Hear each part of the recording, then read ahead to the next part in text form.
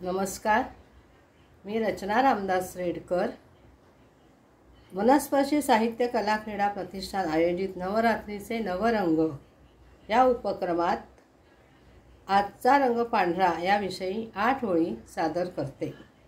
अश्विन शुद्ध प्रतिपदेला आदिशक्ती दुर्गा मातेची प्रतिष्ठापना करूया। श्वेतवस्त्रातील माता पार्वतीच्या स्वरूपाचा शैलपुत्री देवीचा सन्मान करूया। वाहन बैलावर स्वार झालेली पांढरी वस्त्र परिधान करून सुरक्षितता आणि आशावाद दर्शवणारी कमळ त्रिशूलधारिणी मातेला तुपाचा नैवेद्य अर्पण करूया। सुख समृद्धी शांती पवित्रता प्रदान करणाऱ्या मातेला वंदन करूया। धन्यवाद। माझा व्हिडिओ आवडल्यास त्याला लाईक करा, कमेंट्स करा आणि सबस्क्राईब जरूर करा। धन्यवाद।